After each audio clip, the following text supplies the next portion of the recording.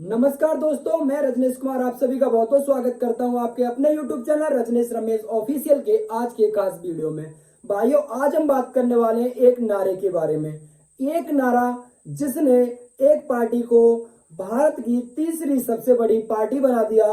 एक निर्णय जिसने एक पार्टी के मुखिया को देश की राजनीति में जो कद था उसको कई गुना बढ़ा दिया। तो वो नारा है हमारा पीडीए का नारा। समाजवादी पार्टी के माननीय राष्ट्रीय अध्यक्ष श्री अखिलेश यादव जी ने 2024 के लोकसभा चुनाव में अपनी जनसभाओं में हर जगह एक नारे का जिक्र किया और वो नारा था इस बार पीडीए सरकार। तो आज हम बात करने वाले हैं कि उनका नारा कितना सक्सेसफुल साबित हुआ उनके लिए 2024 के लोकसभा चुनाव में। तो भाइयों, हम बात करते हैं पहले देश की तीसरी बड़ी पार्टी बन गई है समाजवादी पार्टी। 37 सीटें 2024 में समाजवादी पार्टी के पक्ष में आई हैं और 2004 में स्वर्गीय नेताजी मुलायम सिंह यादव जी के नेतृत्व में समाजवादी पार्टी ने 35 सीटें जीती थी। उनको अपने रिकॉर्ड को आगे बढ़ाते हुए समाजवादी पार्टी के मुखिया श्री अखिलेश यादव जी ने 2024 में रिकॉर्ड 37 सीटें अर्जित की हैं। इसके चलते देश की तीसरी बड़ी पार्टी बन गई है समाजवादी पार्टी। दूसरा हम जो बात करने वाले हैं वो है सफल हुआ पीडीए।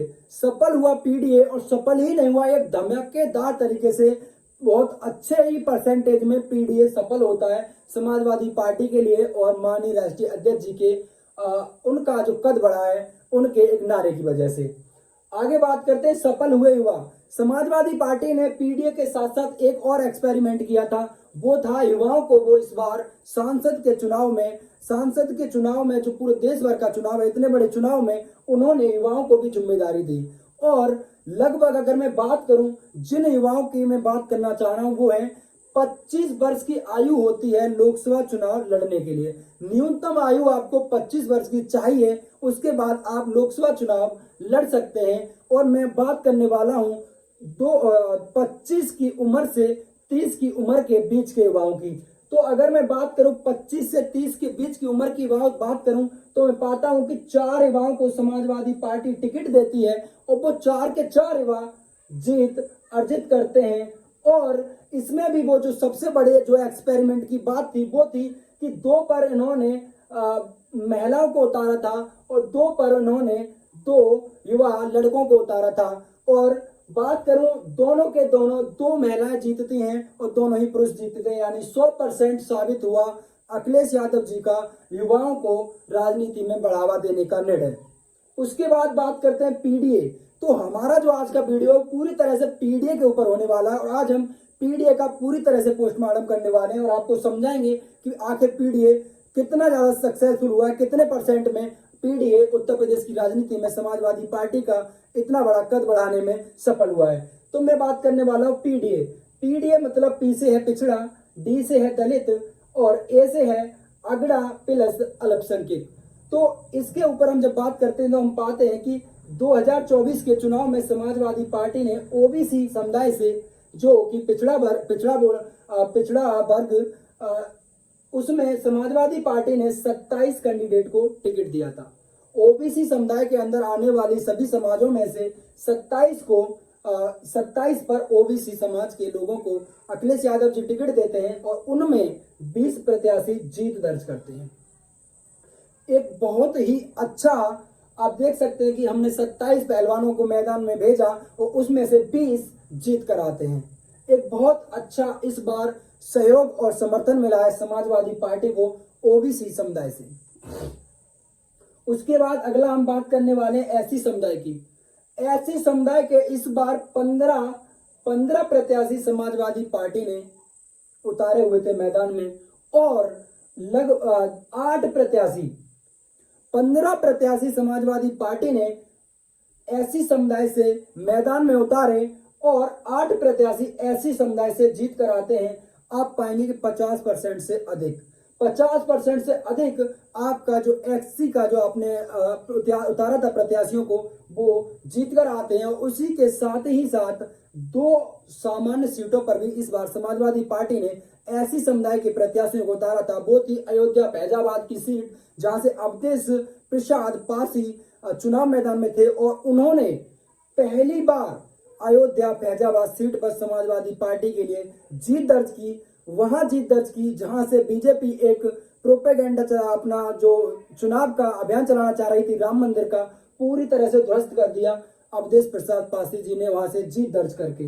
दूसरा उनका था मेरठ सीट पर मेरठ सीट पर उन्होंने अरुण गोविल जो कि रामायण सीरियल में राम का किरदार निभाए थे, उनके सामने उन्होंने सुनीता वर्मा को टिकट दिया था और महज 10,585 के एक छोटे से मार्जिन से उन्हें हार का सामना करना पड़ा। यानी जनरल सीट पर भी जो उन्होंने ऐसी समुदाय कार्ड खेला था, 2 प्रत्याशियों को उतारा था मैदान में, वहां भी उन्हें 50% का फायदा हुआ, यानी 50% निर्णय उनका सही साबित हुआ। अवधेश प्रसाद जी ने उन्हें अयोध्या की सीट जीत कर दी। वहीं सुनीता वर्मा जी मेरठ से महज 10,585 मतों से पिछड़ गई। यानी एक बहुत अच्छी टक्कर दी उन्होंने वहां पर भाजपा प्रत्याशी को। अब आगे बात करने वाला हूं मैं ए से। हम यहाँ 2 है अगड़ा प्लस अल्पसंख्यक। तो अल्पसंख्यकों में समाजवादी पार्टी ने 4 मुस्लिम समुदाय के लोगों को टिकट दी थी और 4 के 4 वो जीत दर्ज करते हैं। यानी मुस्लिम समुदाय का एक बार फिर 100% समाजवादी पार्टी के पक्ष में समर्थन रहा। तो यहाँ एक बार फिर समाजवादी पार्टी के ऊपर जो समाजवादी पार्टी के बारे में जो कहा जाता है कि यादव और मुस्लिम समाजवादी पार्टी का कोर वोट बैंक है, उसका यहाँ देखने को मिलेगा कि 4 के 4 मुस्लिम समुदाय के प्रत्याशी थे और 4 के 4 जीत दर्ज करते हैं। यानी अल्पसंख्यक मुस्लिम समाज पूरी तरह से समाजवादी पार्टी और श्री अखिलेश यादव जी को अपना नेता मान चुकी है और आगे भी अपना नेता मानने के पूरे मूड में है। अब बात करते हैं अगड़ा समुदाय, क्योंकि पूरा मैटर तो अगड़ा समुदाय पर ही है, क्योंकि यह माना जाता है कि अगड़ा समुदाय पूरी तरह से भारतीय जनता पार्टी के पक्ष में ही रहता है, उनका समर्थन भारतीय जनता पार्टी के पक्ष में ही रहता है। लेकिन 2024 में समाजवादी पार्टी के लिए एक यहाँ से संजीवनी बूटी साबित हुई है और अगड़ा समुदाय का एक बहुत बड़ा संदेश समाजवादी पार्टी के लिए आया है। वो है ये जो आपको मैं पूरी तरह समझाने चाहता हूँ। समाजवादी पार्टी ने 2024 के लोकसभा चुनाव में स्वर्ण समुदाय के 5 कैंडिडेट मैदान में उतारे थे। 5 प्रत्याशी थे हमारे स्वर्ण समुदाय से, एक वैश्य समुदाय से था, एक भूमिहार समुदाय से, एक ब्राह्मण समुदाय से और 2 ठाकुर समुदाय से। हम पाते हैं कि जो वैश्य समुदाय से प्रत्याशी थी रुचि बीरा गुप्ता, मुरादाबाद से रुचि बीरा गुप्ता जीत दर्ज करती हैं। हमारा जो दूसरे प्रत्याशी थे राजीव राय, जो कि भूमिहार समुदाय से आते हैं, गोसी लोकसभा में वो राजपुर के बेटे को हराकर जीत दर्ज करते हैं। हमारा जो एक ब्राह्मण चेहरा था सनातन पांडे, बलिया से जीत दर्ज करते हैं। हमारे जो 2 ठाकुर प्रत्याशी थे, तो 2 क्षत्रिय समुदाय के प्रत्याशी थे आनंद भदौरिया और वीरेंद्र सिंह। आनंद भदौरिया धौरारा और वीरेंद्र सिंह चंदौली से जीत दर्ज करते हैं। यानी 5 प्रत्याशी आप मैदान में भेजते हो और 5 के 5 जीत दर्ज करके आते हैं। एक बहुत बड़ा मैसेज दिया है यहाँ पर स्वर्ण समुदाय ने कि वो भी समाजवादी पार्टी और समाजवादी पार्टी के मुखिया श्री अखिलेश यादव जी को अपना नेता स्वीकार कर रहे हैं, धीमे धीमे ही सही। लेकिन इस निर्णय ने जो हमें 100% साबित हुआ, जो 100% मिला है हमें 2024 में, उसने एक मैसेज जरूर दिया है कि उस समाज में भी लोग हैं जो हमें समाजवादी पार्टी को और समाजवादी पार्टी के मुखिया को अपना नेता स्वीकार कर रहे हैं, उनकी राजनीति से वो खुश हैं। उसके बाद बात करूं मैं अब पहला जो मैंने वर्ड लिया था पिछड़ा, ओबीसी में हमने 27 कैंडिडेट मैदान में भेजे और 20 जीत दर्ज करते आते हैं। तो उनमें हम आप बात करने वाले हैं कि उनमें किन किन समुदाय ने, जो ओबीसी समुदाय की जो बड़ी समुदाय जो जिन्हें जितनी सीटें दी गई थी, किसने कितना हमें सहयोग किया। तो पहला जो था 27 में से 10 सीटें कुर्मी समुदाय को दी गई थी। कुर्मी समुदाय पटेल समुदाय को 27 सीटों में से 10 सीटें समाजवादी पार्टी ने कुर्मी समुदाय को दी थी और हम पाते हैं कि 10 सीटों में 7 सीटें कुर्मी पटेल समुदाय जीत कर आता है। यानी 70% कुर्मी समुदाय से रिजल्ट आता है। एक बहुत ही बड़ा मैसेज है आगे की राजनीति के लिए समाजवादी पार्टी और माननीय श्री अखिलेश यादव जी के लिए। वहीं बात करें यादव समुदाय, तो यादव समुदाय के 5 कैंडिडेट थे और पांचों के ही पांचों उनके परिवार के कैंडिडेट थे। माना यह जा रहा था कि यादव समुदाय इस चीज से गुस्सा हो जाएगा कि उन्होंने अपने ही परिवार के 5 प्रत्याशी उतारे, लेकिन रिजल्ट उसके पूरी तरह से उलट आया है। 5 प्रत्याशी थे और पांचों के पांचों जीत दर्ज करते हैं। आप पाते हैं कि मुस्लिम समुदाय और यादव समुदाय के 9 प्रत्याशी थे और 9 के 9 जीतते हैं, यानी जो उन पर क्लेम किया जाता है कि मुस्लिम समुदाय और समाजवादी पार्टी का कोर वोट बैंक है, वो पूरी तरह से एक बार फिर देखने को मिला। 100% उनका रिजल्ट रहा। बात करूं अन्य में, तो अन्य में हम पाते हैं कि इस बार निषाद समुदाय के 3 प्रत्याशी समाजवादी पार्टी ने चुनाव मैदान में थे। लोकसभा के चुनाव में 3 प्रत्याशी निषाद समुदाय के थे और रिजल्ट हम पाते हैं कि एक प्रत्याशी काजल निषाद गोरखपुर सीट से हार जाती हैं, लेकिन 2 प्रत्याशी निषाद समुदाय के लक्ष्मीकांत पप्पू निषाद संत कबीरनगर से जीत जाते हैं और वहीं दूसरे जो निषाद हैं हमारे, वो भी जीत दर्ज करते हैं। जो दूसरे जो निषाद हैं हमारे, राम भुवन निषाद सुल्तानपुर सीट से जीत दर्ज करते हैं। यानी हमने निषाद समुदाय में 3 सीटें देते हैं हम, और 3 में से हम 2 पर जीत दर्ज करते हैं। लगभग 66% होता है और यहाँ पर समाजवादी पार्टी को निषाद समुदाय भी अपना नेता मानने में नेता स्वीकार कर रही है।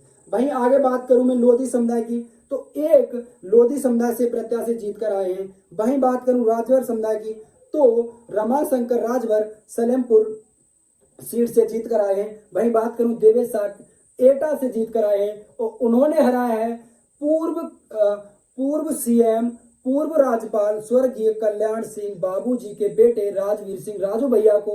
लोकसभा क्षेत्र एटा में 15 वर्षों से उनका परिवार वहां पर था, लेकिन इस बार देवेश साक्य ने समाजवादी पार्टी की वापसी करा दी एटा लोकसभा क्षेत्र में।